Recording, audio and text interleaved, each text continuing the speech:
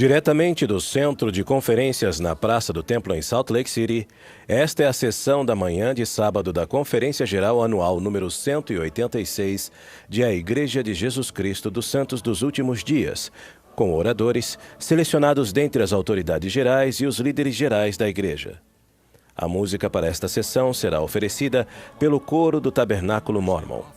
Membros e líderes da Igreja vieram de todas as partes do mundo para receber conselhos e instruções dos líderes gerais da Igreja. Esta transmissão é um serviço público fornecido pela Bonneville Distribution. É proibida qualquer reprodução, gravação, transcrição ou outro uso deste programa sem autorização por escrito. O presidente Dieter F. Uchtdorf, segundo conselheiro na primeira presidência da Igreja, dirigirá esta sessão. Queridos irmãos e irmãs, queridos amigos, sejam bem-vindos à sessão da manhã de sábado da Conferência Geral Anual número 186 de A Igreja de Jesus Cristo dos Santos dos Últimos Dias. Damos calorosas boas-vindas aos membros e amigos que participam da conferência no mundo todo. É um dia lindo de primavera aqui em Salt Lake City.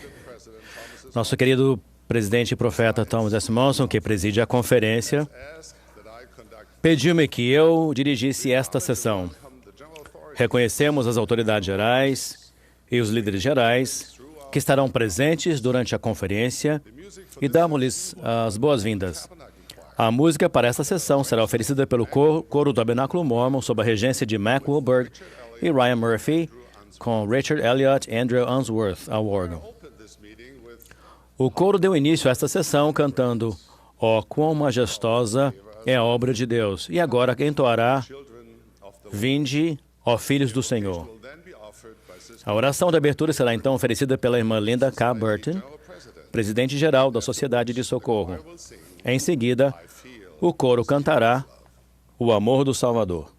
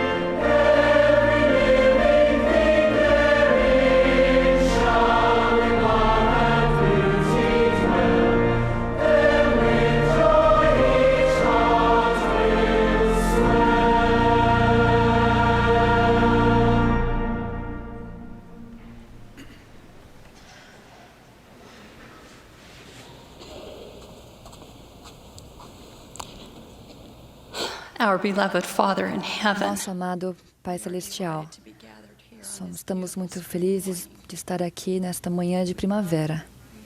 Nós o amamos e amamos Teu Filho e lhe agradecemos por seu sacrifício expiatório e ressurreição, que nos dá esperança.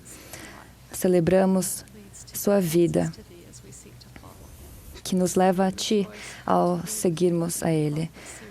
Somos felizes por estar com profetas e reveladores e pedimos uma bênção sobre nosso profeta Thomas S. Monson, dele que possas dar a força que ele precisa nessa sessão de conferência. Nós viemos aqui para aprofundar nosso discipulado, que possamos melhorar ao seguir em frente no caminho que leva-nos de volta a Ti.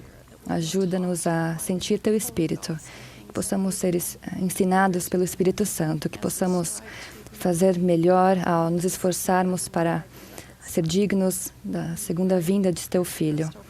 Oramos por Teu Espírito, em nome de Jesus Cristo. Amém.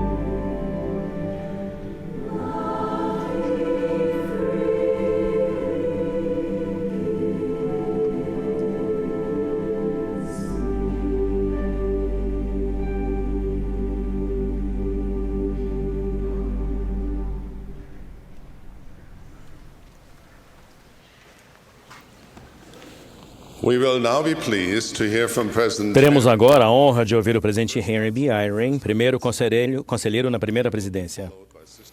Ele será seguido pela irmã Mary R. Durham, segunda conselheira na presidência geral da primária.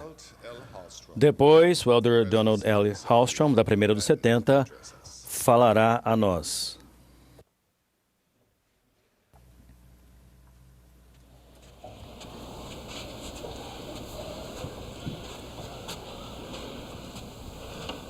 My beloved brothers and sisters, Meus amados irmãos e irmãs, sejam bem-vindos à Conferência Geral Anual de número 186 de A Igreja de Jesus Cristo dos Santos dos Últimos Dias.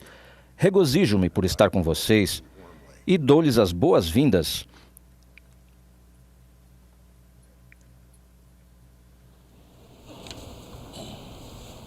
I am grateful Sou grato that you have come to the conference.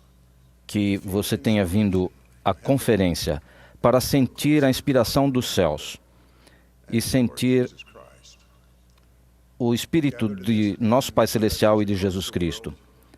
Are millions of disciples of Jesus Christ Esta conferência, que se estende pelo mundo todo, reúne milhões de discípulos de Jesus Cristo que estão sob o convênio de sempre se lembrarem dele e de servi-lo. Pelo milagre da tecnologia moderna, a distância do tempo e do espaço desaparece.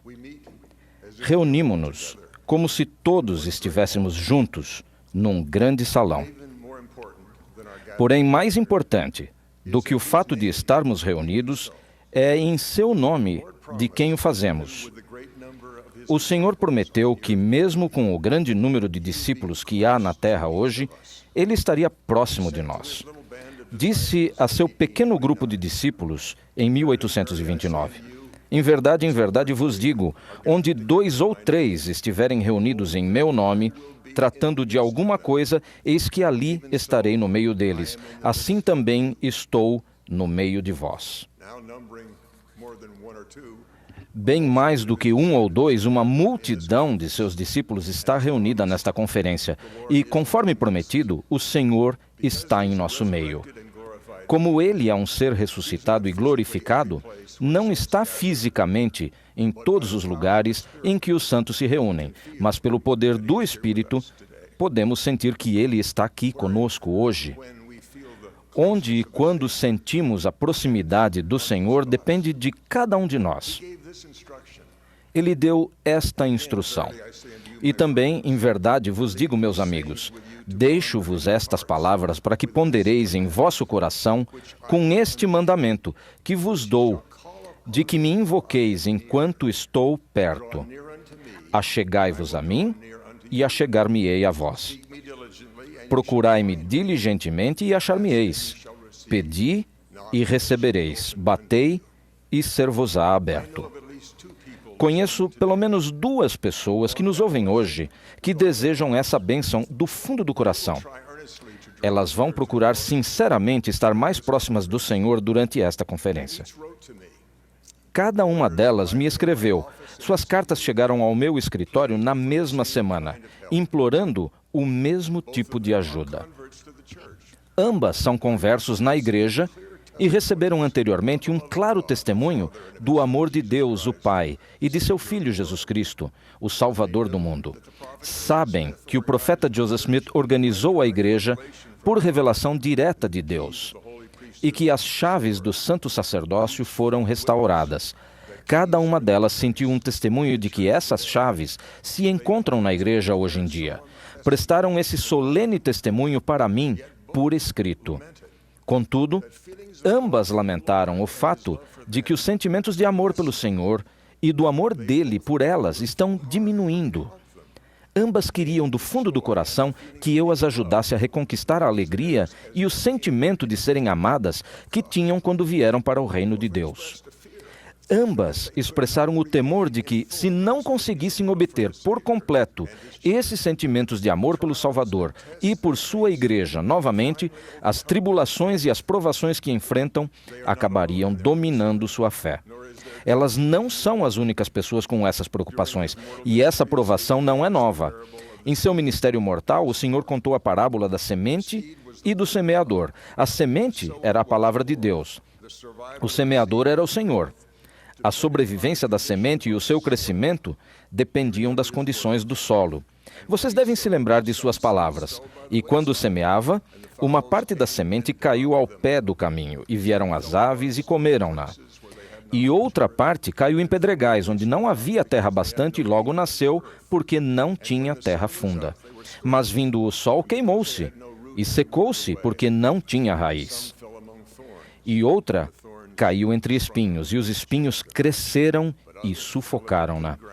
E outra caiu em boa terra, e deu fruto. Um grão produziu 100, outro 60 e outro 30. Quem tem ouvidos para ouvir, ouça.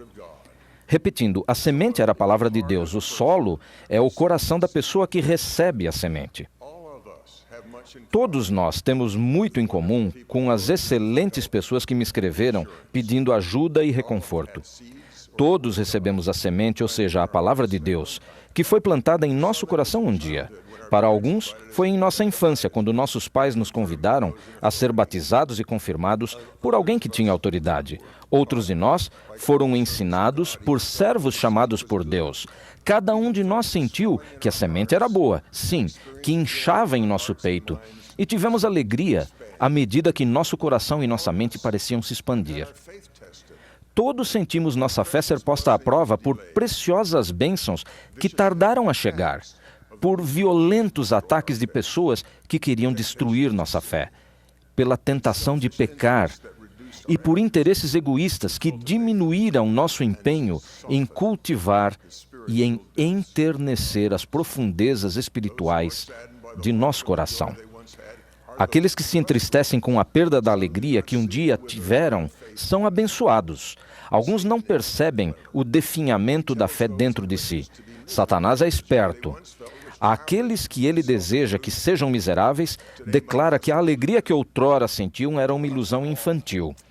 A mensagem que quero deixar hoje a todos nós é de que teremos uma preciosa oportunidade nos próximos dias de escolher enternecer o coração e de receber e nutrir a semente. A semente é a palavra de Deus, e ela será derramada sobre todos os que ouvirem, verem e lerem o que acontecerá nesta conferência. A música, os discursos e os testemunhos foram preparados por servos de Deus que buscaram diligentemente o Espírito Santo para guiá-los em sua preparação. Eles oraram por mais tempo e com maior humildade à medida que os dias da conferência se aproximavam. Oraram para ter a capacidade de incentivá-los a fazer as escolhas que vão criar em seu coração um solo mais fértil para que a boa palavra de Deus cresça e seja frutífera. Se escutarem com o Espírito, seu coração será enternecido, sua fé fortalecida e sua capacidade de amar o Senhor aumentada. Sua escolha de orar com pleno propósito de coração vai transformar sua experiência pessoal nas sessões da conferência e nos dias e meses subsequentes. Muitos de vocês já começaram a fazer isso. No início desta sessão, vocês fizeram mais do que apenas ouvir a oração. Acrescentaram sua fé ao pedido de que desfrutemos a bênção de ter o Espírito Santo derramado sobre nós. Ao acrescentarem seu pedido silencioso em nome de Jesus Cristo, vocês se aproximaram dele. Esta é a conferência dele. Somente o Espírito Santo pode nos trazer as bênçãos que o Senhor deseja para nós. Em seu amor por nós, ele prometeu que poderemos sentir isto. E tudo o que disserem, quando movidos pelo Espírito Santo, será a Escritura, será a vontade do Senhor, será a mente do Senhor, será a palavra do Senhor, será a voz do Senhor e o poder de Deus para a salvação. Eis que esta é a promessa do Senhor a vós, ó meus servos. Portanto, tende bom ânimo e não temais, porque eu, o Senhor, estou convosco e ficarei ao vosso lado. E testificareis de mim, Jesus Cristo, que eu sou o Filho do Deus vivo, que eu fui, que eu sou e que eu virei. Vocês podem orar e acrescentar sua fé toda vez que um servo de Deus se aproximar do púlpito para que a promessa do Senhor que está na seção 50 de Doutrina e Convênio se cumpra. Em verdade vos digo, aquele que é ordenado por mim e enviado para pregar a palavra da verdade pelo Consolador no Espírito da Verdade, prega pelo Espírito da Verdade ou de alguma outra forma? E se for de alguma outra forma, não é de Deus. E também aquele que recebe a palavra da verdade, recebe-a pelo Espírito da Verdade ou de alguma outra forma? Se for de alguma outra forma, não é de Deus. Então, como é que não podeis compreender e saber que aquele que recebe a palavra pelo Espírito da verdade, recebe-a como é pregada pelo Espírito da verdade? Portanto, aquele que prega e aquele que recebe se compreendem um ao outro e ambos são edificados e juntos se regozijam. Vocês podem orar quando o coro estiver prestes a cantar. O regente do coro, os organistas e os membros do coro oraram e ensaiaram com uma oração no coração e com fé, para que a música e a letra enternecessem corações e magnificassem sua capacidade de edificar a fé das pessoas. Eles vão cantar para o Senhor como se estivessem diante dele, sabendo que nosso Pai Celestial os ouve, tão seguramente quanto ele ouve suas orações pessoais. Juntos, eles se empenharam com amor para tornar real a promessa que o Salvador fez a Emma Smith. Porque minha alma se deleita com o canto do coração. Sim, o canto dos justos é uma prece a mim e será respondido com uma bênção sobre sua cabeça. Se vocês não apenas ouvirem, mas também orarem enquanto eles cantam, sua oração e as deles serão respondidas com uma bênção sobre sua cabeça e a deles. Vocês sentirão a bênção do amor e da aprovação do Salvador. Todos os que se unirem nesse louvor vão sentir o amor que têm por ele aumentar. Vocês podem decidir orar quando lhes parecer que o orador está chegando ao fim de sua mensagem. Ele vai estar orando dentro de si ao Pai para que o Espírito Santo lhe conceda as palavras de testemunho que vão elevar o coração, a esperança e a determinação de seus ouvintes, de sempre se lembrarem do Salvador e guardarem os mandamentos que ele lhes deu. O testemunho não será uma mensagem recitada, será a afirmação de alguma verdade que o Espírito poderá levar ao coração daqueles que estarão orando por ajuda, por orientação divina e pela dádiva do puro amor de Cristo. Um verdadeiro testemunho será dado aos oradores. Eles podem ser sucintos em suas palavras, mas elas serão levadas ao coração do ouvinte humilde, que veio para a conferência faminto da boa palavra de Deus. Sei por experiência própria que a fé exercida por pessoas boas pode trazer as palavras do Espírito no final de um sermão. Mais de uma vez alguém veio me dizer após meu testemunho: como você sabia o que eu tanto precisava ouvir? Aprendi a não ficar surpreso por não conseguir me lembrar de ter proferido aquelas palavras. Pronunciei as palavras de testemunho, mas o Senhor estava lá, concedendo-as a mim naquele momento. A promessa de que o Senhor nos dará palavras no momento exato em que precisarmos delas se aplica especialmente ao testemunho. Escutem com atenção os testemunhos prestados nesta conferência. Vocês vão se sentir mais próximos do Senhor. Vocês podem sentir que estou chegando ao momento em que terminarei com um testemunho da verdade, a mensagem que procurei lhes transmitir. Suas orações vão me ajudar a receber as palavras de testemunho que poderão ajudar alguém que anseia por uma resposta às suas dúvidas. Deixo com vocês meu firme testemunho de que nosso Pai Celestial, o grande Elohim, nos ama e nos conhece a todos. Sob sua direção, seu Filho Jeová foi o Criador. Testifico que Jesus de Nazaré nasceu como o Filho de Deus. Ele curou enfermos, deu visão aos cegos e devolveu a vida aos mortos. Pagou o preço de todos os pecados de cada um dos filhos do Pai Celestial, nascidos na mortalidade. Rompeu as cadeias da morte para todos, ao erguer-se do sepulcro naquele primeiro domingo de Páscoa. Ele vive hoje, um Deus ressuscitado e glorioso. Esta é a única igreja verdadeira e ele é sua principal pedra de esquina. Thomas S. Monson é seu profeta para o mundo todo. Os profetas e apóstolos que vocês ouvirão nesta conferência falam em nome do Senhor. Eles são seus servos, autorizados para agir em nome dele. Ele vai adiante de seus servos no mundo. Sei disso. E presto testemunho disso em nome dele, sim. O nome sagrado de Jesus Cristo. Amém.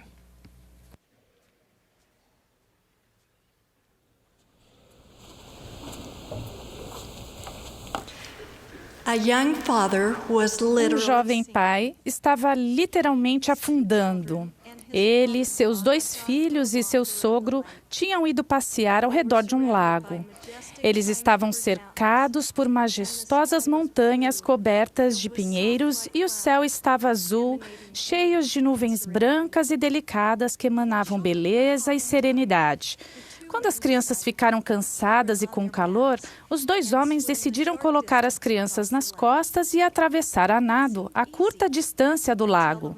Parecia fácil, até o momento em que o pai começou a se sentir puxado para baixo. Tudo ficou muito pesado.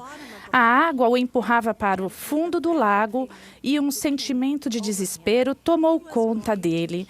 Como ele conseguiria se manter à tona e fazer o mesmo com sua preciosa filhinha em suas costas? Sua voz desapareceu no ar quando gritou por socorro. Seu sogro estava longe demais para responder a seu apelo desesperado. Ele se sentiu sozinho e desamparado. Podem imaginar se sentir tão sozinhos quanto ele, incapazes de alcançar qualquer coisa em que se agarrar e lutar em uma situação desesperadora por sua vida e a de seu filho?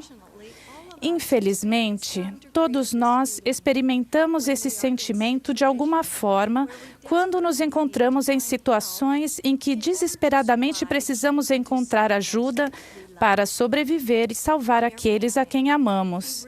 Quase em pânico, ele percebeu que seus sapatos encharcados de água estavam deixando-o pesado. Enquanto buscava se manter à tona, começou a tentar tirar os sapatos pesados de seus pés. No entanto, era como se eles estivessem presos por sucção. A água inchara os cadarços, apertando o nó ainda mais. No que pode ter sido seu último momento de desespero, ele conseguiu forçar os sapatos para fora de seus pés. E, finalmente, eles se soltaram, caindo rapidamente no fundo do lago. Livre do grande peso que o puxava para baixo, ele imediatamente impulsionou a si mesmo e a sua filha.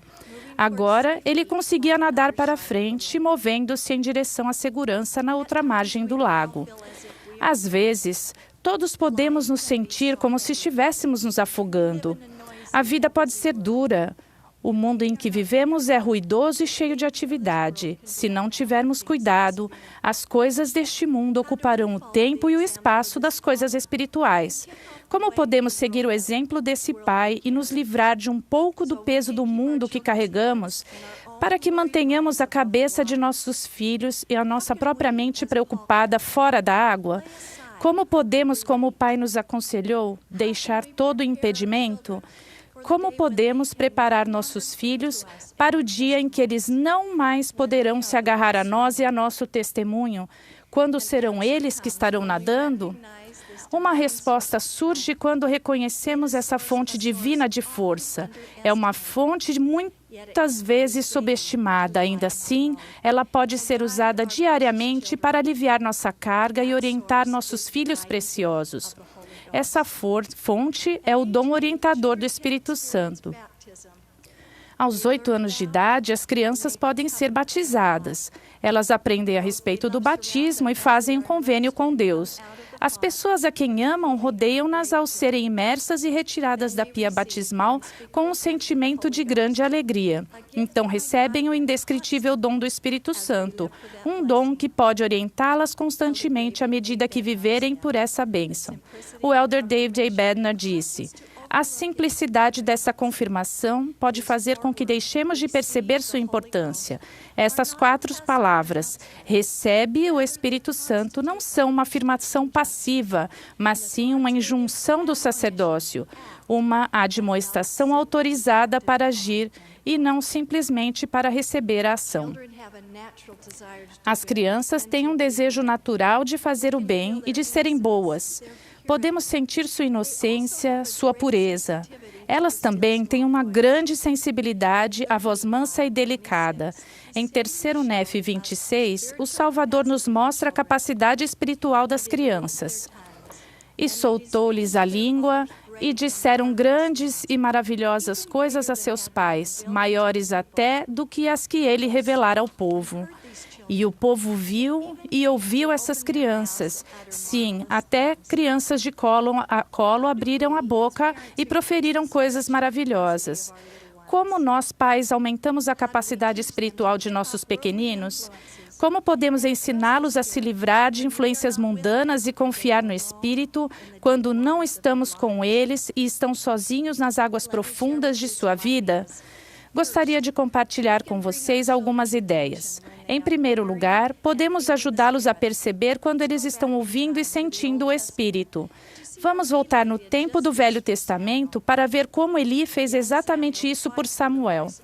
O jovem Samuel, por 2 vezes, ouviu uma voz e correu para Eli dizendo: "Eis-me aqui, não te chamei eu", respondeu Eli. Mas Samuel ainda não o conhecia o Senhor e ainda não lhe tinha sido manifestada a palavra do Senhor. Na 3ª vez, ele percebeu que o Senhor tinha chamado Samuel e instruiu-lhe que dissesse: "Fala, Senhor, porque o teu servo ouve." Samuel estava começando a sentir, a reconhecer e a escutar a voz do Salvador. Porém, esse jovem rapaz não começou a compreender até que Eli facilitou tal reconhecimento. E por ter sido ensinado, Samuel foi capaz de se familiarizar com a voz mansa e delicada. Em segundo lugar, podemos preparar nosso lar e nossos filhos para sentir a voz mansa e delicada. Muitos professores de língua estrangeira acreditam que as crianças aprendem melhor de uma língua pelo método de imersão, quando estão rodeadas de outras pessoas que falam a língua e assim são levadas a falar também.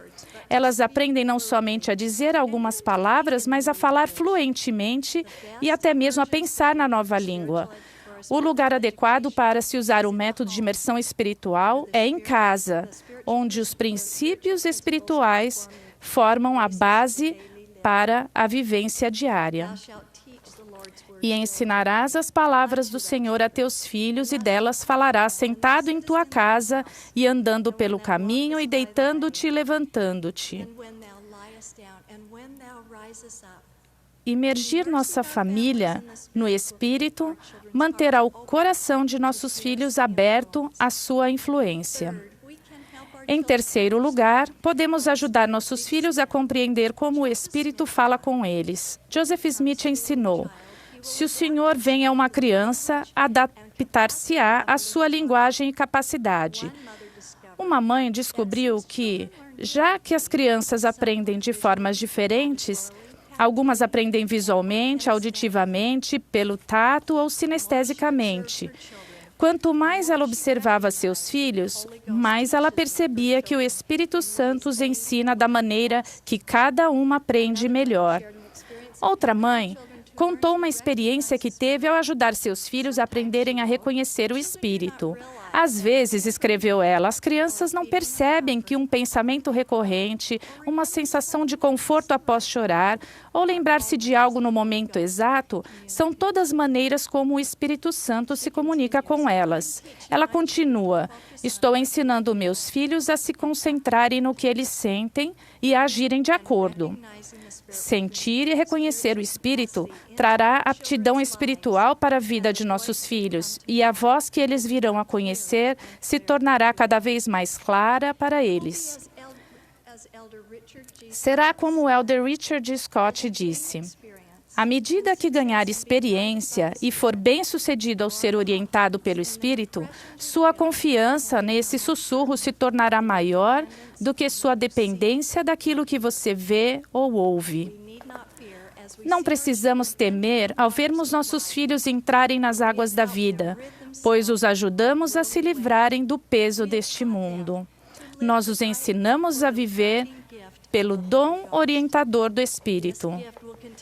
Esse dom seguirá aliviando o peso que eles carregam e os guiando de volta ao seu lar celestial, se viverem dignos desse dom e se seguirem sua orientação. Em nome de Jesus Cristo. Amém.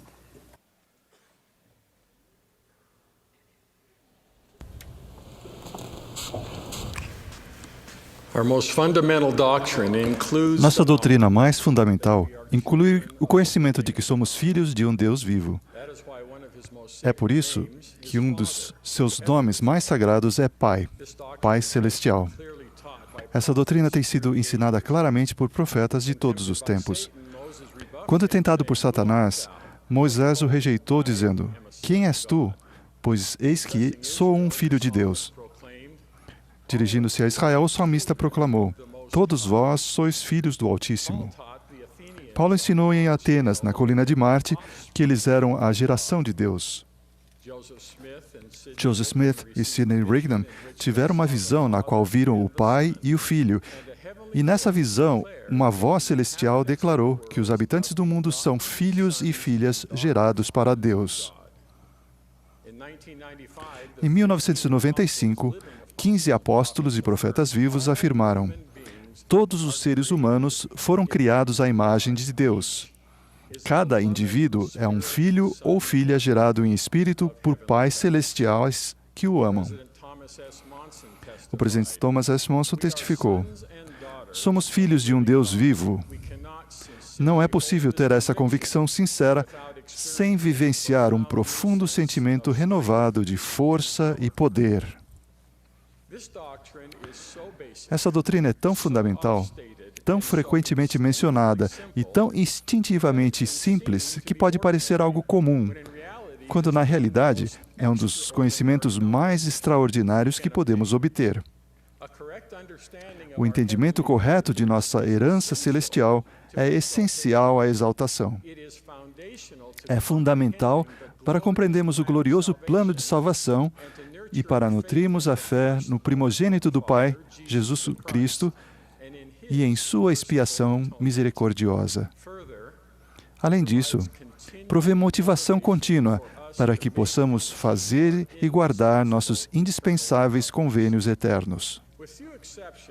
Com poucas exceções, todos que estão participando desta reunião poderiam agora mesmo, sem ter a letra ou a música, cantar "Sou um Filho de Deus."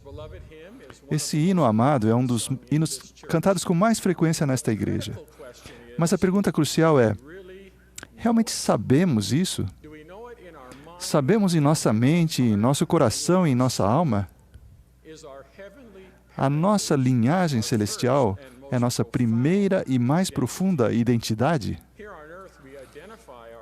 Aqui na Terra, nós somos identificados por muitas maneiras diferentes, incluindo nosso local de nascimento, nossa nacionalidade e nosso idioma. Alguns até mesmo se identificam pela sua profissão ou por seu hobby.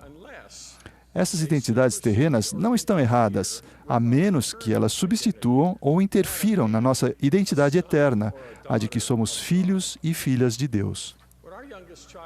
Quando nossa filha mais nova tinha 6 anos de idade e estava no primeiro ano do ensino fundamental, sua professora deu aos alunos um exercício escrito para ser feito em sala de aula. E era outubro, mês do Halloween, um feriado comemorado em algumas partes do mundo. Embora não seja o meu feriado favorito, acho que possa haver alguns aspectos inocentes e positivos no Halloween. A professora entregou uma folha de papel para os jovens alunos. No alto da folha, havia o desenho de uma bruxa mística. Eu falei que esse não era meu feriado favorito. A bruxa estava em pé ao lado de um caldeirão fervente. A pergunta usada na página para estimular a imaginação das crianças e para testar suas habilidades básicas de escrita era: você acabou de beber um copo da poção da bruxa. O que aconteceu com você? Observe que não estou contando essa história como uma recomendação para os professores. Você acabou de beber um copo da poção da bruxa. O que aconteceu com você? Com sua melhor escrita de iniciante, nossa filha escreveu: vou morrer. E vou para o céu. Vou gostar de lá. Vou adorar, porque é o melhor lugar para estar, porque você está com o nosso Pai Celestial. É provável que essa resposta tenha surpreendido a professora. No entanto, quando nossa filha trouxe a tarefa concluída para casa, observamos que ela havia recebido uma estrela, que representa a nota máxima. Na vida real, enfrentamos adversidades reais que nem imaginamos. Há dor física, emocional e espiritual. Há desilusões quando as circunstâncias são muito diferentes do que havíamos previsto. Há injustiça quando parece que não merecemos nossa situação. Há desilusões quando alguém em quem confiamos nos decepciona. Há problemas de saúde e problemas financeiros que podem nos desorientar. Pode haver momentos de dúvida quando uma questão de doutrina ou de história está além da nossa compreensão atual. Quando coisas difíceis acontecem em nossa vida, qual é a nossa reação imediata? É confusão? Dúvida? Afastamento espiritual? É um duro golpe em nossa fé? Culpamos Deus ou outras pessoas por nossas circunstâncias? Ou nossa reação imediata é lembrarmos de quem nós somos, que somos filhos de um Deus amoroso? Essa reação está atrelada a uma confiança absoluta de que Ele permite algum sofrimento nessa terra porque Ele sabe que isso vai nos abençoar, como o fogo do ourives, para nos tornar como Ele é e para receber nossa herança eterna. Recentemente, participei de uma reunião com o Elder Jeffrey R. Holland. Ao ensinar o princípio de que a vida mortal pode ser angustiante, mas que nossas diversidades têm um propósito eterno, mesmo que não entendamos isso enquanto as estamos enfrentando, o Elder Holland disse: você pode ter o que deseja ou pode ter algo melhor. 5 meses atrás, minha esposa, Diane, e eu fomos para a África com o Elder David A. Badner e sua esposa. O 6º e último país que visitamos foi a Libéria. A Libéria é um excelente país, com um povo nobre e uma história rica, mas as coisas não têm sido fáceis por lá. Décadas de instabilidade política e guerras civis pioraram a maldição da pobreza. Além disso, a temida doença Ebola matou aproximadamente 5.000 pessoas lá durante o último surto. Fomos o primeiro grupo de líderes da igreja de fora da área a visitar a Monróvia, capital da Libéria, desde que a Organização Mundial de Saúde declarou que o país estava seguro quanto à crise do Ebola. Em uma manhã de domingo muito quente e úmida, viajamos para um lugar alocado de reunião no centro da cidade. Todas as cadeiras disponíveis foram utilizadas, totalizando 3.500 lugares. A contagem final de participantes foi de 4.100 pessoas. Quase todos que vieram haviam viajado a pé ou por algum tipo inconveniente de transporte público. Não foi fácil para os santos se reunirem, mas eles vieram. A maioria chegou várias horas antes do horário marcado para a reunião. Ao entrarmos no local, a atmosfera espiritual era arrebatadora. Os santos estavam preparados para serem ensinados. Quando o orador citava uma escritura, os membros diziam o versículo em voz alta. Não importava se era uma escritura pequena ou grande, toda a congregação respondia em uníssono. Não necessariamente recomendamos que façam isso, mas certamente foi impressionante o fato de conseguirem fazer isso. E o coro era poderoso. Com um regente entusiasmado e um rapaz de 14 anos ao teclado, os membros cantaram com vigor e força. Então, o Elder Badner falou: esse foi certamente o destaque esperado da reunião, ouvir um apóstolo ensinar e testificar. Evidentemente guiado pelo Espírito, no meio do seu discurso, o Elder Badner parou e disse: vocês conhecem Que Firme Alicerce? Parece que 4.100 vozes responderam vigor. Sim. Ele então perguntou: vocês conhecem a 7ª estrofe? Novamente todo o grupo respondeu sim. O arranjo do marcante hino Que Firme Alicerce, cantado pelo coro do Tabernáculo Mórmon nos últimos 10 anos, incluiu a 7ª estrofe, que não era cantada com muita frequência anteriormente. O Elder Badner instruiu: vamos cantar a 1ª, a 2ª, a 3ª e a 7ª estrofe. Sem hesitação, o regente do coro ficou de pé e o portador do sacerdócio arônico que o acompanhava começou imediatamente a tocar energicamente os acordes da introdução. Com um nível de convicção que eu nunca havia sentido antes em um hino da congregação, cantamos a 1ª, a 2ª e a 3ª estrofe. Então, o volume e o poder espiritual se elevaram quando 4.100 vozes cantaram a 7ª estrofe e declararam: a alma que em Cristo confiante repousar, a seus inimigos não há de se entregar. Embora o inferno a queira destruir, Deus nunca, ó nunca, o há de permitir. Deus nunca, ó nunca, o há de permitir. Em um dos eventos espirituais mais memoráveis da minha vida, aprendi uma profunda lição naquele dia. Vivemos em um mundo que pode nos fazer esquecer quem realmente somos. Quanto mais distrações nos cercam, mais fácil é tratar esse fato com normalidade, depois ignorá-lo e, por fim, esquecer nossa conexão com Deus. Os santos da Libéria possuem poucos bens materiais e ainda assim parecem ter tudo espiritualmente. O que testemunhamos aquele dia na Monróvia foi um grupo de filhos e filhas de Deus que sabiam quem eram. No mundo atual, não importa onde vivemos ou quais são as nossas circunstâncias, é essencial que nossa identidade mais preeminente seja a de filhos de Deus. Saber isso permitirá que nossa fé floresça, motivará nosso arrependimento contínuo e fornecerá a força para sermos firmes e inamovíveis durante essa jornada mortal. Em nome de Jesus Cristo. Amém.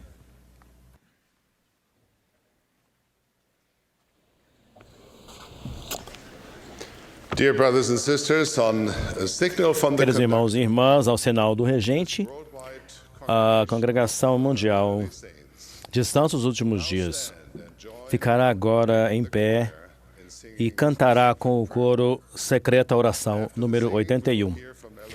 Depois do hino, ouviremos o Elder Gary Stevenson, do Quórum dos 12 Apóstolos. Ele será seguido pelos Elders Kevin R. Duncan e Stephen E. Snow, dos 70. Após o discurso deles, o coro cantará O Senhor proverá meu descanso.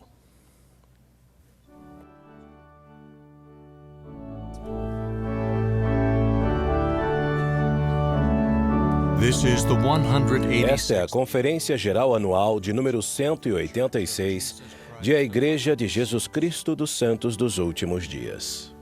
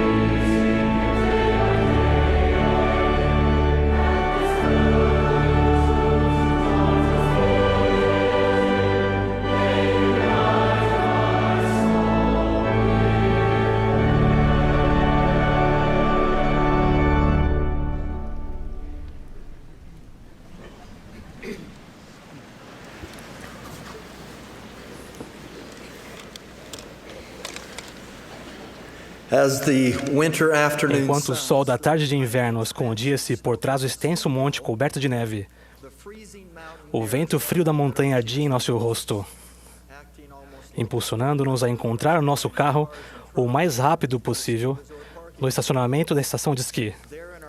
No conforto do carro, os aquecedores logo esquentariam nossos dedos frios. O som da neve rachando no solo a cada passo confirmava que o frio é extremo. Nossa família havia desfrutado um dia cheio de diversão nas pistas de esqui, que agora se encerrava com um frio congelante. Ao encontrar o carro, pus a mão no bolso do casaco para pegar as chaves, não as encontrando em algum lugar. Onde estavam as chaves? Todos estavam esperando ansiosamente por elas. A bateria do carro estava carregada e todos os sistemas, inclusive o aquecedor, estavam em ordem. Mas sem as chaves, as portas trancadas negariam acesso. Sem as chaves, o motor não forneceria energia para o veículo. Naquele momento, nosso foco era como entrar no carro para nos aquecer. Mas não pude evitar de pensar que havia uma lição por trás disso tudo. Sem as chaves, aquele maravilhoso milagre da engenharia não era mais do que plástico e metal. Embora o carro tivesse grande potencial, sem as chaves, ele não poderia executar a função para a qual fora criado. Quanto mais reflito sobre essa experiência, essa analogia se torna mais profunda para mim. Fico maravilhado com o amor do Pai Celestial por seus filhos. Causa-me assombro as visitações celestiais e as grandes visões da eternidade que Deus concedeu a Joseph Smith. E especialmente, meu coração transborda de alegria pela restauração da autoridade e das chaves do sacerdócio. Sem restauração, não teríamos acesso aos meios necessários para voltar para casa, para nossos amorosos pais celestiais. A realização de todas as ordenanças de salvação relativas aos convênios que nos levam de volta à presença do Pai Celestial exige a administração adequada pelas chaves do sacerdócio. Em maio de 1829, João Batista apareceu a Joseph Smith e Oliver Cowdery, conferiu-lhes o sacerdócio arônico e deu-lhes as chaves pertencentes a esse sacerdócio. Pouco depois, Pedro, Tiago e João conferiram a eles o sacerdócio de Melquisedeque e suas chaves. Quase 7 anos depois, num domingo, no templo de Kirtland, apenas uma semana após sua dedicação, o Senhor Jeová apareceu em glória a Joseph e Oliver. Em seguida, Moisés, Elias e Elias o profeta, que entregaram suas chaves e dispensações. A autoridade e as chaves que foram restauradas estavam perdidas há séculos, do mesmo modo que nossa família ficou trancada para fora do carro por causa das chaves perdidas. Assim também, todos os filhos do Pai Celestial foram privados das ordenanças de salvação do Evangelho de Jesus Cristo, até a restauração divina ser realizada por esses mensageiros celestiais. Nunca mais teremos de fazer a pergunta: onde estão as chaves? Num belo dia de outono do ano passado, visitei a serena floresta localizada no nordeste da Pensilvânia, conhecida nas escrituras como Harmony, onde João Batista apareceu a Joseph Smith e Oliver Cowdery e restaurou o sacerdócio arônico. Fui também às margens do rio Susquehanna, onde Joseph e Oliver, investidos com autoridade e chaves, foram batizados. Perto desse mesmo rio, Pedro, Tiago e João conferiram a eles o sacerdócio de Melquisedeque e suas respectivas chaves. Esses locais, assim como a primeira casa de Joseph e Emma, que foi reconstruída, onde a maior parte do livro de Mórmon foi traduzida, a casa dos pais de Emma, perto dali, e o centro de visitantes incorporado a uma nova capela, formam o local da restauração do sacerdócio, dedicado pelo presidente Russell M. Nelson em setembro do ano passado. Nesse lugar, senti o poder e realidade dos eventos celestiais que ocorreram naquele solo sagrado. Aquela experiência me fez refletir, estudar e orar a respeito da autoridade e das chaves do sacerdócio, despertando em mim o desejo de falar aos rapazes e às moças da igreja sobre como a autoridade do sacerdócio e as chaves restauradas pode abençoá-los. Primeiro, seria útil entender esses termos. O sacerdócio, ou a autoridade do sacerdócio, foi definido como o poder e a autoridade de Deus, e o maior poder que existe nesta terra. Há também uma definição para as chaves do sacerdócio. As chaves do sacerdócio são a autoridade que Deus concedeu aos líderes do sacerdócio para dirigir, controlar e governar a utilização de seu sacerdócio na terra. As chaves do sacerdócio controlam o exercício da autoridade do sacerdócio. As ordenanças que criam um registro na igreja exigem chaves e não podem ser feitas sem autorização. Walter Oaks ensinou que, no final, é o Senhor Jesus Cristo quem possui todas as chaves do sacerdócio, porque dele é o sacerdócio. Ele é quem determina quais chaves são delegadas aos seres mortais e como essas chaves devem ser usadas. Agora, dirigindo-me aos rapazes e às moças, ponderei 3 maneiras pelas quais vocês podem encontrar as chaves, ou usar as chaves e a autoridade do sacerdócio para abençoar sua vida e a de outras pessoas. A primeira é preparar-se para o serviço missionário. Meus jovens irmãos e irmãs, talvez vocês não percebam, mas as chaves do sacerdócio da coligação de Israel, restauradas por Moisés, permitem que façamos a obra missionária nessa dispensação.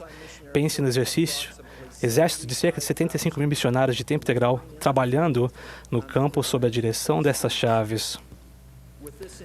Com isso em mente, lembrem-se de que nunca é cedo demais para se prepararem para o serviço missionário. A primeira presidência aconselhou: os rapazes do sacerdócio arônico devem esforçar-se diligentemente para preparar-se para representar o Senhor como missionários. As moças também podem se preparar, mas não estão sob a mesma obrigação de servir que os rapazes. Toda preparação que fizerem, servindo ou não como missionários de tempo integral, trará benefícios a vocês ao servirem como membros missionários. A segunda forma de encontrar as chaves é frequentar o templo. As chaves seladoras restauradas pelo profeta Elias, do Velho Testamento, permitem a realização de ordenanças nos templos sagrados.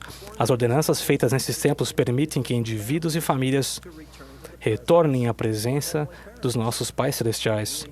Incentivamos vocês, rapazes e moças, a pesquisarem o nome de seus antepassados e a realizarem batismos vicários por eles no templo.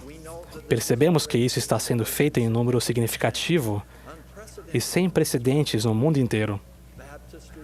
Os batistérios e muitos templos ficam lotados de rapazes e moças de manhã até à noite. As chaves do sacerdócio são usadas para unir as famílias para sempre, à medida que as ordenanças sagradas são realizadas nos templos. Vocês conseguem ver a reação entre a restauração das chaves do sacerdócio e as bênçãos? Ao se envolverem nessa obra, vão perceber que o Senhor participa de todos os detalhes desse trabalho. Para ilustrar isso, há pouco tempo soube de uma mãe que leva os filhos regularmente ao templo para realizar batismos vicários. Certo dia, quando a família terminara de fazer os batismos, estava saindo do templo. Um homem entrou na área do batistério com um lote enorme de nomes de seus próprios familiares. Percebendo que não havia mais ninguém no batistério para ajudá-lo com esses nomes, um oficiante do templo foi falar com a família, que já estava de saída, e perguntou aos jovens se eles poderiam voltar, trocar de roupa mais uma vez e ajudar nesses batismos. Eles concordaram de boa vontade à medida que os filhos realizavam os batismos. A mãe começou a reconhecer os nomes dos falecidos e, para espanto de todos, percebeu que o lote de nomes que aquele homem trouxera também era de antepassados de sua família. Este é um exemplo de ternas misericórdias. Há 2 semanas, o templo de Provo City Center foi dedicado, tornando-se o 150º templo da igreja em funcionamento no mundo. Observamos que quando o presidente Monson foi apoiado com apóstolos, em 63 havia 12 templos em funcionamento na igreja. Os templos estão cada vez mais próximos de vocês. No entanto, para os que moram longe ou cujas circunstâncias não permitam uma frequência assídua ao templo, mantenham-se sempre dignos de frequentá-lo. Vocês podem realizar um trabalho importante fora dos templos ao pesquisar e enviar nomes de seus familiares. Finalmente, número 3, prossigam com fé. profeta Abraão do Velho Testamento recebeu uma grande bênção do Senhor em sua dispensação, às vezes chamada de convênio abraâmico. Milhares de anos depois, as bênçãos do Evangelho dadas a Abraão em sua dispensação foram restauradas. Isso ocorreu quando o profeta Elias apareceu a Joseph Smith e Oliver Cowdery no templo de Kirtland. Por meio dessa restauração, cada um de vocês tem acesso às grandes bênçãos prometidas a Abraão. Essas bênçãos podem ser suas se permanecerem fiéis e viverem de maneira digna. No livreto Para o Vigor da Juventude, a primeira presidência dá algumas instruções bastante práticas sobre como prosseguir com fé. Vou resumir alguns conselhos. Para ajudar você a tornar-se tudo o que o Senhor deseja que se torne, ajoelhe-se toda manhã e toda noite em oração a seu Pai Celestial. Estude as Escrituras todos os dias e aplique em sua vida o que leu. Esforce-se todos os dias para ser obediente. Em todas as circunstâncias, siga os ensinamentos dos profetas. Seja humilde e disposto a ouvir o Espírito Santo. Após o conselho da primeira presidência, há uma promessa que leva àquelas que recebemos por intermédio das bênçãos de Abraão. Se fizer essas coisas, o Senhor fará muito mais por sua vida do que você poderia fazer por si só. Ele vai aumentar suas oportunidades, expandir sua visão e fortalecê-lo. Ele dará a ajuda de que necessita para enfrentar suas provações e seus desafios. Você vai adquirir um testemunho mais forte e sentir a verdadeira alegria que advém de conhecer seu Pai Celestial e seu Filho, Jesus Cristo, e de sentir seu amor por você. Resumindo, prepare-se para o serviço missionário, frequente o templo e prossigam com fé. Vamos agora concluir por onde começamos, presos no estacionamento gelado e perguntando onde estão as chaves. A propósito, mais tarde, eu milagrosamente encontrei as chaves que haviam caído do meu bolso na montanha. O Senhor nos mostrou que Ele não nos deixará desamparados no frio congelante. Sem as chaves e autoridade para guiar-nos em segurança de volta a Ele. Se vocês forem como eu, vão muitas vezes perguntar a si mesmos na vida diária: onde estão as chaves do carro, do escritório, da casa ou do apartamento? Quando isso acontece comigo, eu não consigo evitar um sorriso, pois, enquanto procuro pelas chaves, acabo refletindo sobre as chaves restauradas do sacerdócio. E o presidente Thomas S. Monson, a quem apoiamos como profeta, vidente e revelador, e a única pessoa na Terra que possui e está autorizado a exercer todas as chaves.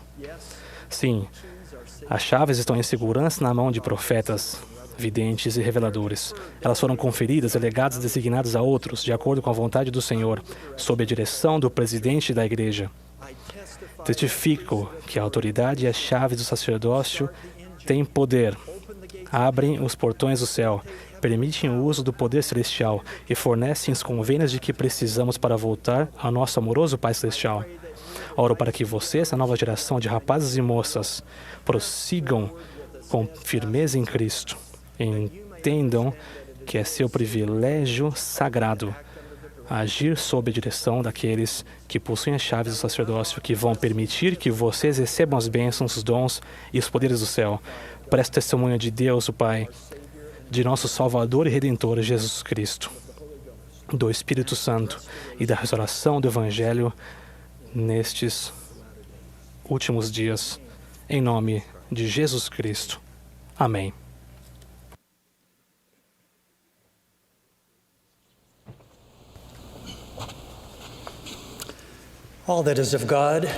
Tudo o que é de Deus engloba o amor, a luz e a verdade. Contudo, como seres humanos, vivemos em um mundo decaído, às vezes cheio de escuridão e confusão. Erros acontecerão, injustiças e pecados serão cometidos. Como resultado, não há uma só alma viva que não será, em um momento ou outro, vítima das ações descuidadas de outras pessoas ou até mesmo de comportamentos pecaminosos. Isso é algo que todos temos em comum. Felizmente, por causa do amor e da misericórdia de Deus por seus filhos, um caminho foi preparado para nos ajudar a navegar em meio às experiências da vida que, às vezes, são turbulentas. Ele proveu um meio para todos os que são vítimas de más ações de outras pessoas. Ele nos ensinou que podemos perdoar. Mesmo que tenhamos sido vítimas uma vez, não precisamos ser vítimas pela segunda vez, carregando o fardo do ódio, amargura, dor, ressentimento ou até mesmo da vingança. Podemos perdoar e podemos ser livres. Muitos anos atrás, enquanto consertava uma cerca, uma pequena lasca de madeira entrou em meu dedo. Fiz uma pequena tentativa de tirar a lasca e pensei que a havia tirado, mas aparentemente não consegui. Com o passar do tempo, a pele encobriu a lasca, criando um caroço em meu dedo. Era irritante e às vezes doloroso. Anos mais tarde, finalmente decidi tomar uma atitude. Tudo o que fiz foi simplesmente aplicar uma pomada no caroço e cobri-lo com uma atadura. Repeti esse processo frequentemente. Um dia, ao remover a armadura, a lasca havia sido removida do meu dedo. Imaginem minha surpresa. A pomada suavizou a pele e proporcionou uma saída para aquilo que estava causando as dores há tanto tempo. Depois que a lasca foi removida, o dedo se curou rapidamente e até hoje não há marcas do ferimento. De modo semelhante, um coração rancoroso abriga muita dor desnecessariamente. Quando aplicarmos o bálsamo curador da expiação do Salvador, ele abranda nosso coração e nos ajuda a mudar. Ele pode curar a alma ferida. Estou convencido de que a maioria de nós quer perdoar, mas achamos que é muito difícil fazê-lo.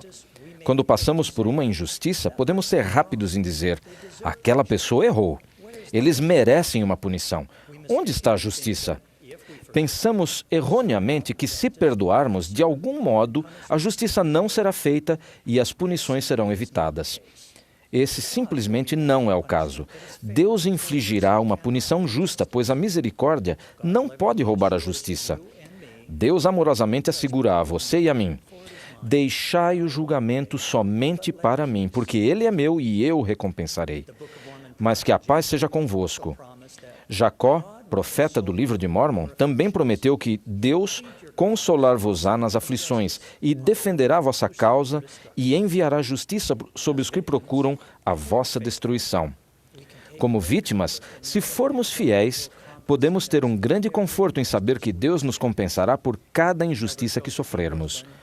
O elder Joseph B. Wirthlin disse: o Senhor recompensa os fiéis por toda a perda que sofrem.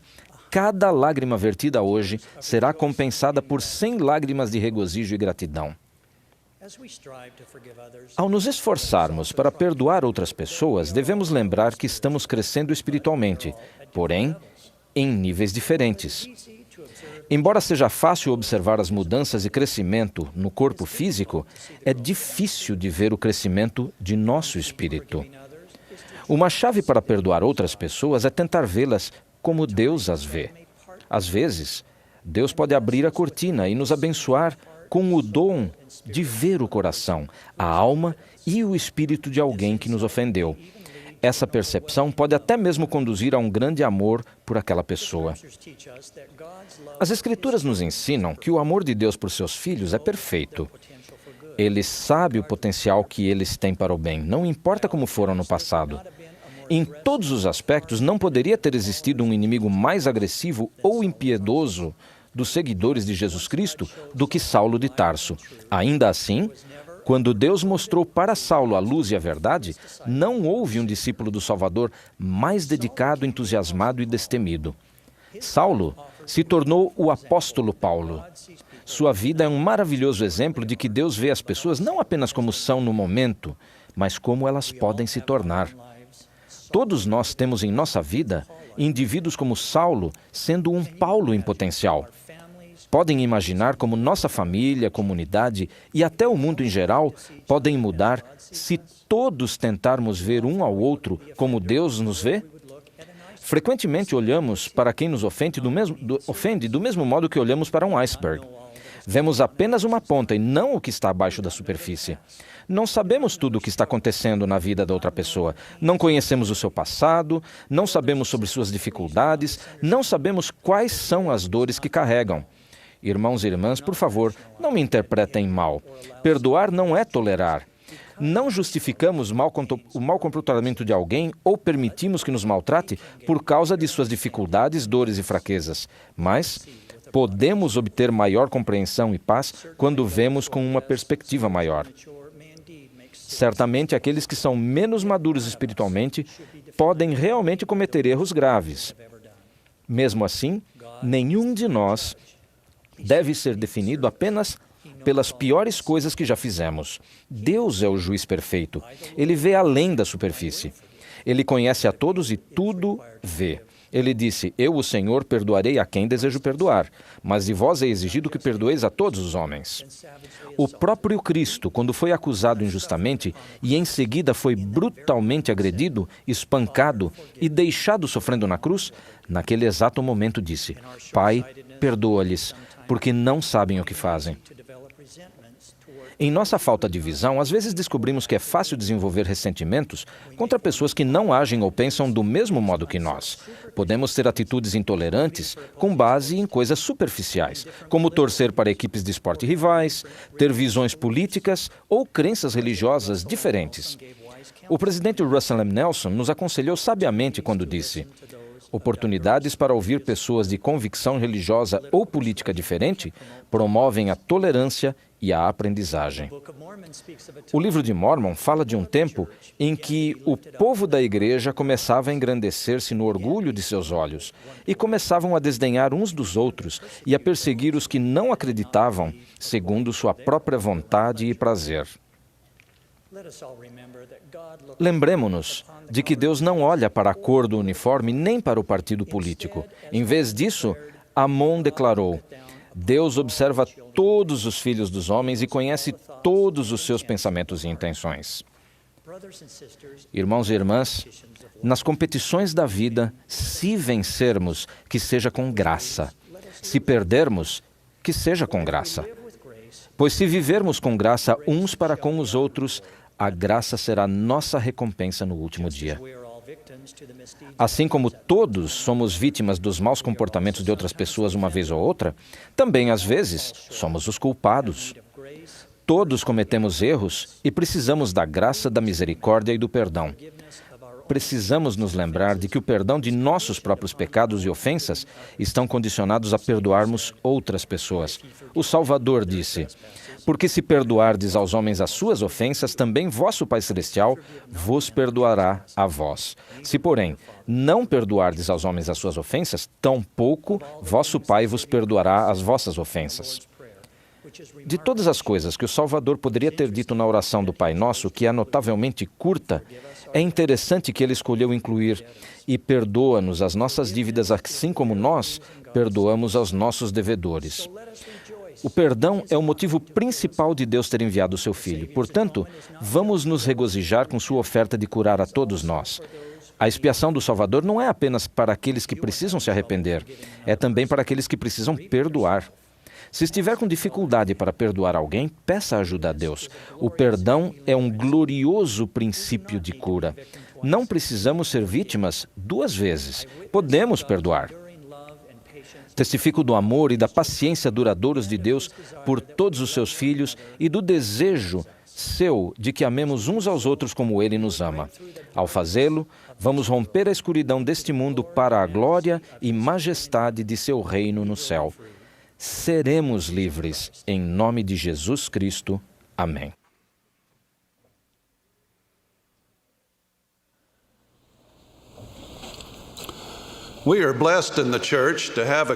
Somos abençoados na igreja por termos uma coletânea de hinos que nos ajuda a adorar por meio da música. Em nossas reuniões da igreja, os hinos atraem o Espírito do Senhor, criam um clima de reverência, unificam-nos como membros e nos proporcionam um meio de louvar ao Senhor.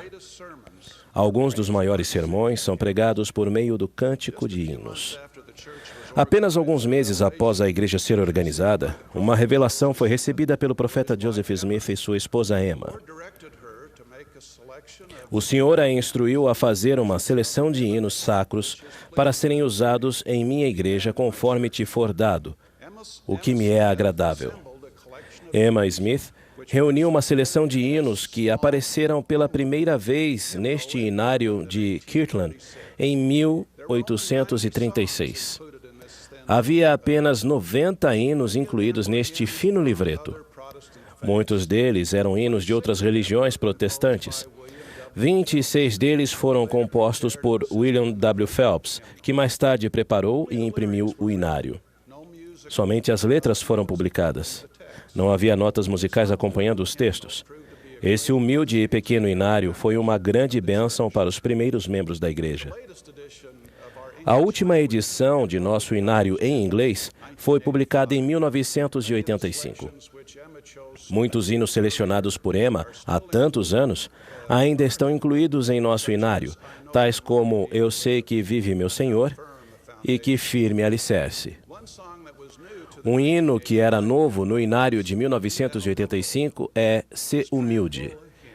Esse sereno hino foi escrito por Gretchen Thurber Rowley, que faleceu no ano passado.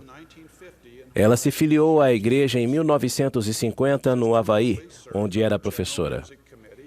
A irmã Rowley serviu no Comitê Geral de Música e ajudou a adaptar os hinos para vários idiomas. Ela baseou o texto da letra do hino Se Humilde em 2 versículos das Escrituras, Doutrina e Convênios 112:10 e Éter 12:27. O versículo de Éter diz o seguinte: E se os homens vierem a mim, mostrar-lhes-ei a sua fraqueza, e dou a fraqueza aos homens, a fim de que sejam humildes, porque caso se humilhem perante mim e tenham fé em mim, então farei com que as coisas fracas se tornem fortes para eles. Como todos os hinos da igreja, Ser Humilde ensina verdades puras e simples. Ensina que, se formos humildes, nossas orações serão respondidas, desfrutaremos de paz de consciência, serviremos com mais eficácia em nossos chamados, e se continuarmos a ser fiéis, por fim retornaremos à presença de nosso Pai Celestial. O Salvador ensinou a seus seguidores que eles deviam ser humildes como uma criancinha para entrar no reino do céu. Ao criar nossos próprios filhos, precisamos ajudá-los a permanecer humildes à medida que amadurecem para tornarem-se adultos. Não fazemos isso magoando seu espírito de maneira rude ou sendo demasiadamente rígidos em nossa disciplina. Ao nutrir a autoconfiança e a autoestima deles, precisamos ensinar-lhes as qualidades da abnegação, bondade, obediência, modéstia, civilidade e despretensão. Precisamos fazer com que aprendam a alegrar-se com o sucesso de irmãos e amigos. O presidente Howard W. Hunter ensinou que nossa genuína preocupação deve ser o sucesso dos outros. Caso contrário, eles podem se tornar obcecados pela autopromoção, pela competição, pela inveja e pelo ressentimento devido ao triunfo dos colegas. Sou grato por ter tido uma mãe que, quando via que eu estava ficando muito orgulhoso, dizia: Filho, um pouco de humildade agora lhe faria muito bem. Mas a humildade não é algo reservado para ser ensinado somente às crianças. Todos devemos esforçar-nos para ser mais humildes. A humildade é essencial para recebermos as bênçãos do Evangelho. A humildade permite que tenhamos um coração quebrantado quando pecamos ou cometemos erros e possibilita que nos arrependamos. A humildade permite que sejamos melhores pais, filhos e filhas, maridos e esposas, vizinhos e amigos. Por outro lado, o orgulho desnecessário pode dissolver relacionamentos familiares, destruir casamentos e acabar com amizades. É especialmente importante lembrar-nos da humildade quando percebemos que as contendas começam a surgir em nosso lar. Pensem em todo o sofrimento que podemos evitar sendo humildes e dizendo: desculpe, foi falta de consideração minha. O que você gostaria que eu fizesse? Foi descuido meu. Ou estou orgulhoso de você. Se essas pequenas frases forem usadas com humildade, haverá menos contendas e mais paz em nosso lar. O simples transcorrer de nossa vida pode ser, e com frequência é, uma experiência que nos torna humildes. Acidentes e enfermidades, a morte de um ente querido, problemas de relacionamento e até reveses financeiros podem obrigar-nos a cair de joelhos. Mesmo que essas dificuldades não sejam culpa nossa ou decorram de más decisões e falta de bom senso, são provações que nos tornam humildes. Se decidirmos sintonizar-nos espiritualmente e manter-nos humildes e ensináveis, nossas orações se tornarão mais sinceras e nossa fé e testemunho vão crescer à medida que vencermos as tribulações da existência mortal. Todos ansiamos pela exaltação, mas antes que isso possa ocorrer, precisamos perseverar no que foi chamado de Vale da Humildade. Há muitos anos, Eric, nosso filho de 15 anos de idade, sofreu um grave traumatismo craniano. Vê-lo em coma por mais de uma semana cortou nosso coração. Os médicos disseram que não estavam certos sobre o que aconteceria. Evidentemente, ficamos felizes quando ele começou a recobrar a consciência. Achávamos que tudo ficaria bem, mas estávamos enganados. Quando ele acordou, não conseguia andar, nem falar, nem se alimentar. E pior ainda, ele não tinha mais memória de curto prazo. Ele se lembrava de quase tudo o que acontecera antes do acidente, mas não conseguia se lembrar do que ocorreu depois, como as coisas que haviam acontecido minutos antes. Por algum tempo, ficamos preocupados se teríamos um filho trancado na mente de um garoto de 15 anos de idade. As coisas davam certo muito facilmente para nosso filho antes do acidente. Ele era atleta, era um rapaz popular e ia muito bem na escola. Antes, seu futuro parecia brilhante. Agora estávamos preocupados se ele teria um futuro, pelo menos um do qual pudesse se lembrar. Ele agora lutava para aprender novamente habilidades muito básicas. Essa foi uma época que exigiu muita humildade dele. Foi também uma época que exigiu muito a humildade de seus pais. Sinceramente, perguntamos-nos como algo assim podia acontecer. Procuramos sempre nos esforçar para fazer as coisas certas. Viver o Evangelho sempre fora uma prioridade em nossa família. Não conseguíamos compreender como algo tão doloroso poderia acontecer conosco. Fomos conduzidos a dobrar os joelhos quando logo ficou evidente que sua reabilitação levaria meses e até anos. Ainda mais difícil foi compreender gradualmente que ele não seria o mesmo de antes. Durante esse período, muitas lágrimas foram derramadas e nossas orações se tornaram ainda mais profundas e sinceras. Pelos olhos da humildade, pudemos gradualmente começar a ver os pequenos milagres que nosso filho vivenciou durante esse período doloroso. Ele começou a progredir gradativamente. Sua atitude e sua perspectiva eram muito positivas. Hoje, nosso filho Eric é casado com uma companheira maravilhosa e eles têm 5 filhos lindos. Ele é um educador dedicado e um colaborador para a sua comunidade, bem como para a igreja. Acima de tudo, ele continua a viver com o mesmo espírito de humildade que adquiriu há muito tempo. O que aconteceria se pudéssemos ser humildes antes de trilhar esse vale da humildade? Alma ensinou: benditos são os que se humilham sem serem compelidos a ser humildes. Sim, eles serão muito mais abençoados do que aqueles que são compelidos a humilhar-se. Sinto-me grato por termos profetas que nos ensinaram o valor desse grande atributo. O presidente Spencer W. Kimball, 12º presidente da igreja, disse: como alguém se torna humilde? A meu ver, precisamos ser constantemente lembrados de nossa dependência. De quem somos dependentes? Do Senhor. Como lembrar-nos disso? Por meio da real, constante, reverente e grata oração. Não é de admirar que o hino favorito do presidente Kimball era Careço de Jesus. O elder Dallin H. Oaks contou que esse era o hino de abertura mais cantado pelas autoridades gerais no templo durante seus primeiros anos no Quórum dos 12. Ele disse: imaginem o impacto espiritual de um pequeno grupo de servos do Senhor cantando esse hino antes de orar, pedindo a orientação dele, a fim de cumprir suas enormes responsabilidades. Presto testemunho da importância da humildade em nossa vida.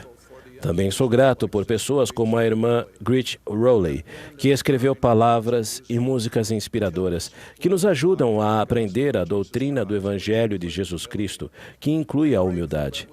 É minha oração que todos nos esforcemos para ter humildade em nossa vida, a fim de nos tornarmos melhores pais, filhos e filhas e seguidores de nosso Salvador. Que tudo isso possa fazer parte de nossas vidas. Em nome de Jesus Cristo. Amém.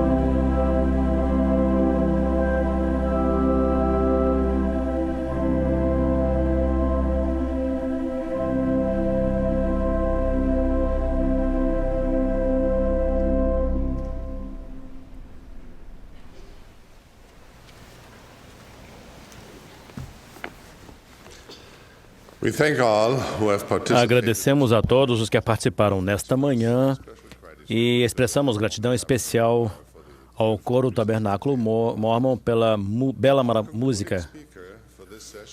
Nosso último orador desta sessão será o Elder Dale G. Renland, do Quórum dos 12 Apóstolos. Após suas palavras, o coro encerrará esta reunião cantando Vinde, fonte de todas as bênçãos. A oração de encerramento será oferecida pelo Elder Arnulfo Valenzuela, dos 70.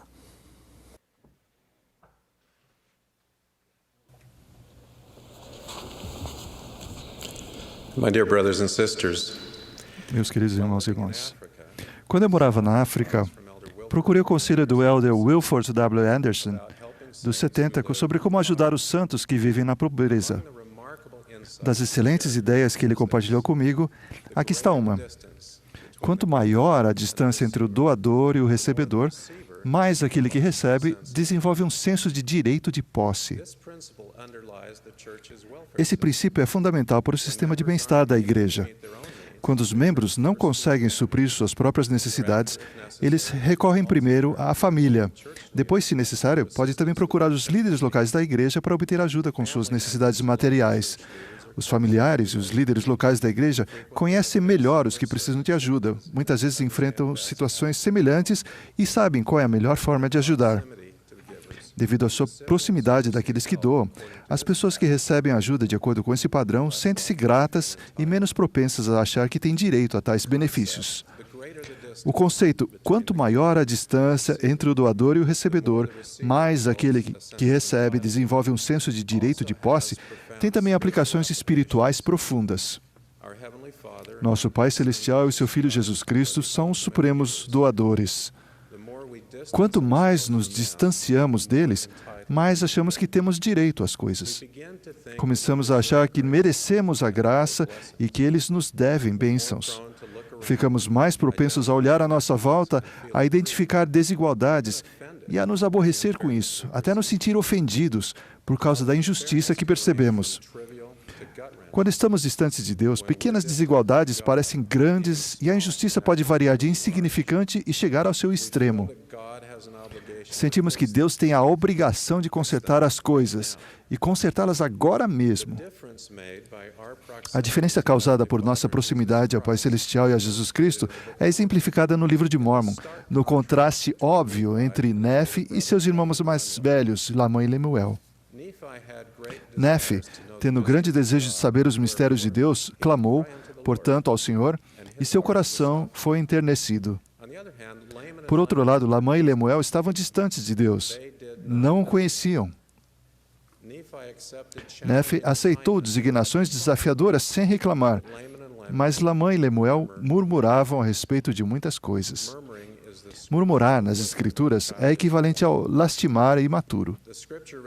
A Escritura diz que murmuravam por desconhecerem a maneira de proceder daquele Deus que os havia criado. A proximidade que Nefe tinha de Deus permitiu que ele reconhecesse e fosse grato por suas ternas misericórdias. Em contrapartida, quando Lamã e Lemuel viram as bênçãos de Nefe, enfureceram-se com ele, porque não compreendiam a maneira de proceder do Senhor. Lamã e Lemuel viram as bênçãos que receberam como se fosse algo de direito, e com petulância achavam que deveriam receber mais. Parecia que viam as bênçãos de Nefe como ofensas cometidas contra eles. Isso é equivalente nas Escrituras a reclamar a respeito de um direito que não lhe pertence. Nefe exerceu fé em Deus para realizar aquilo que lhe fora ordenado que fizesse. Lamã e Lemuel, por sua vez, como eram duros de coração, não procuravam o Senhor como deviam. Parece que sentiam que o Senhor tinha a obrigação de dar-lhes respostas para perguntas que não tinham feito. O Senhor não nos dá a conhecer essas coisas, diziam eles, mas nem sequer se deram ao trabalho de perguntar. Nas Escrituras, isso é o mesmo que um ceticismo escarnecedor. Como estavam distantes do Salvador, Lamã e Lemuel murmuraram, tornaram-se hostis e perderam a fé. Eles achavam que a vida era injusta e que mereciam a graça de Deus. Em contraste, como estava próximo de Deus, Nefe deve ter percebido que a vida mais injusta de todas seria a de Jesus Cristo. Embora totalmente inocente, o Salvador foi quem mais sofreu. Quanto mais próximos estamos de Jesus Cristo em pensamento e nos intentos de nosso coração, mais gratos nos sentimos por seu sofrimento sem culpa, mais gratos pela graça e pelo perdão, e mais desejosos de nos arrependermos e de nos tornarmos como Ele. A distância absoluta que estamos do Pai Celestial e de Jesus Cristo é importante, mas a direção que estamos seguindo é ainda mais fundamental. Deus fica feliz com pecadores arrependidos que tentam se aproximar dele, do que com indivíduos presunçosos que apontam as faltas dos outros e que, como os antigos fariseus e escribas, não percebem como precisam desesperadamente de arrependimento. Quando criança, eu cantava uma música de Natal sueca que ensina uma lição simples, mas excelente. Aproximar-se do Salvador faz com que mudemos. A letra é mais ou menos assim. Quando chega a manhã de Natal, quero ir ao estábulo, onde Deus à noite dormiu sobre a palha. Como foste bom, Senhor, por desejares vir à terra. Agora, não quero mais desperdiçar com pecados os dias da minha infância. Jesus, precisamos de Ti. Tu que és amigo das crianças. Não quero mais causar-te tristeza novamente com os meus pecados. Quando nos transportamos figurativamente para o estábulo de Belém, onde Deus à noite dormiu sobre a palha, somos capazes de reconhecer melhor o Salvador como uma dádiva de um Pai celestial bondoso e amoroso. Em vez de sentir que é direito nosso receber suas bênçãos e sua graça, desenvolvemos um desejo intenso de parar de causar mais tristezas a Deus. Seja qual for a direção que estivermos seguindo, ou a que distância estamos atualmente do Pai Celestial e de Jesus Cristo, podemos nos voltar para eles e achegar-nos a eles. Eles vão nos ajudar. O Salvador disse aos nefitas após sua ressurreição: "E meu Pai enviou-me para que eu fosse levantado na cruz. E depois que eu fosse levantado na cruz, pudesse atrair a mim todos os homens. E por esta razão fui levantado. Portanto, de acordo com o poder do Pai, atrairei todos os homens a mim." Para nos achegarmos ao Salvador, devemos aumentar nossa fé nele, fazer e cumprir convênios e ter o Espírito Santo conosco.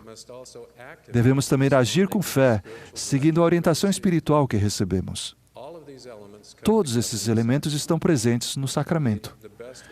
Na verdade, a melhor forma que conheço de aproximar-nos de Deus é fazer uma preparação consciente e tomar o sacramento dignamente todas as semanas. Uma amiga nossa da África do Sul contou-nos como compreendeu isso. Quando Diane era recém-conversa, ela frequentava um ramo fora de Joanesburgo. Em um domingo, ao sentar-se com a congregação, a maneira como a capela foi construída fez com que o diácono não a visse ao passar o sacramento. Diane ficou triste, mas não disse nada. Outro membro percebeu o ocorrido e comentou com o presidente do ramo após a reunião. Quando a escola dominical começou, Diane foi conduzida a uma sala vazia. Um portador do sacerdócio entrou, ajoelhou-se, abençoou o pão e deu-lhe um pedaço. Ela comeu. Ele se ajoelhou de novo e abençoou a água e passou-lhe um copinho. Ela bebeu. Depois disso, Diana pensou imediatamente em duas coisas. Primeiro, ele, o portador do sacerdócio, fez isso só para mim. E depois, sim, ele, o Salvador, fez isso só por mim. Diana sentiu o amor do Pai Celestial. Sua percepção de que o sacrifício do Salvador foi só para ela ajudou a sentir-se próxima dele e despertou-lhe um profundo desejo de ter aquele sentimento no coração, não somente aos domingos, mas todos os dias. Percebeu que, embora ela se sentasse em uma congregação para tomar o sacramento, os convênios que renovava a cada domingo eram individuais. O sacramento ajudou e continua a ajudar a Diane a sentir o poder do amor de Deus, a reconhecer a mão do Senhor em sua vida e a aproximar-se do Salvador. O Salvador identificou o sacramento como indispensável para um alicerce espiritual. Ele disse: "E dou-vos um mandamento de que façais estas coisas", tomar o sacramento, "e fazendo sempre estas coisas, abençoados sois, porque estáis edificados sobre a minha rocha. Mas todos aqueles dentre vós que fizerem mais ou menos do que isso não estão edificados sobre a minha rocha, mas edificados sobre um alicerce de areia. E quando as chuvas descerem, e as inundações chegarem, e os ventos soprarem e baterem contra eles, cairão." Jesus não disse: "Se as chuvas descessem, e as inundações chegarem, e os ventos soprarem", mas quando? Ninguém está imune às dificuldades da vida. Todos nós precisamos da segurança que sentimos ao tomarmos o sacramento. No dia da ressurreição do Salvador, 2 discípulos viajavam para uma vila chamada Emaús. Sem ser reconhecido, o Salvador juntou-se a eles. Enquanto caminhavam, ele lhes ensinou por meio das Escrituras. Quando chegaram ao seu destino, convidaram-no para jantar com eles. E aconteceu que, estando com eles à mesa, tomando o pão, o abençoou e partiu e deu-o a eles. Abriram-se-lhe então os olhos e o reconheceram, e ele desapareceu de diante deles. E disseram um para o outro: "Porventura não ardia em nós o nosso coração quando pelo caminho nos falava e quando nos abria as Escrituras?" E na mesma hora, levantando-se, retornaram para Jerusalém e acharam congregados os 11 apóstolos e os que estavam com eles. E então eles testificaram aos apóstolos que ressuscitou verdadeiramente o Senhor. E eles lhes contaram o que lhe acontecera no caminho, e como por eles foi reconhecido no partir do pão. O sacramento realmente nos ajuda a conhecer o Salvador. Também nos ajuda a lembrar de seu sofrimento e inocência. Se a vida fosse realmente justa, vocês e eu jamais ressuscitaríamos. Jamais poderíamos comparecer limpos perante Deus. Quanto a isso, sou grato por a vida não ser justa. Ao mesmo tempo, declaro enfaticamente que, graças à expiação de Jesus Cristo, no final, no plano eterno das coisas, não haverá injustiça. Tudo que é injusto nesta vida pode ser corrigido. Nossa situação atual pode não mudar, mas por meio da compaixão, da bondade e do amor de Deus, todos receberemos mais do que merecemos, mais do que jamais conseguiríamos ganhar e mais do que jamais teríamos esperança de obter. Temos a promessa de que Deus enxugará de seus olhos toda lágrima e não haverá mais morte, nem pranto, nem clamor, nem dor, porque já as primeiras coisas são passadas. Seja qual for a situação de seu relacionamento com Deus, convido vocês a se achegarem mais ao Pai Celestial e a Jesus Cristo, os benfeitores e os doadores supremos de tudo que é bom. Convido-os a comparecer todas as semanas à reunião sacramental e a partilhar dos santos emblemas do corpo e do sangue do Salvador. Convido-os a sentir a proximidade de Deus, à medida que Ele se manifestar a vocês, como fez aos discípulos antigos, partindo o pão. Ao fazê-lo, prometo-lhes que vão se sentir mais próximos de Deus. As tendências naturais de lastimar, de reclamar direitos que não lhes pertencem e de ter uma atitude de ceticismo escarnecedor vão desaparecer. Essas atitudes serão substituídas por sentimentos de mais amor e de gratidão pelo Pai Celestial em nos dar seu Filho. Ao nos aproximarmos de Deus, o poder capacitador da expiação de Jesus Cristo fará parte de nossa vida. E tal como os discípulos no caminho de Emaús, veremos que o Salvador sempre esteve conosco. Presto testemunho e testifico disso em nome de Jesus Cristo. Amém.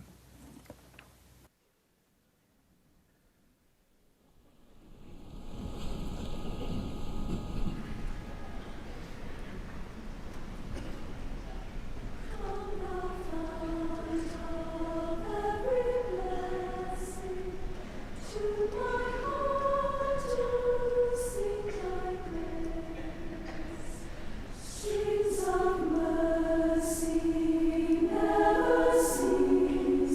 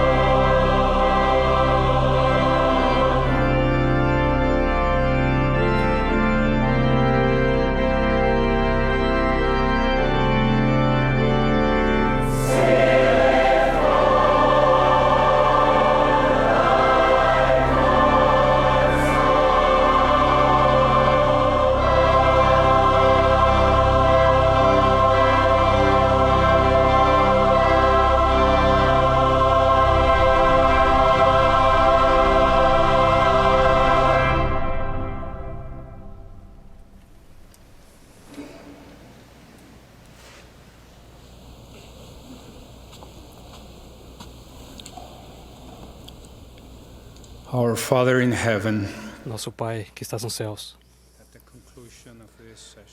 ao terminarmos essa sessão da Conferência Geral, expressamos nossa gratidão por essa música inspiradora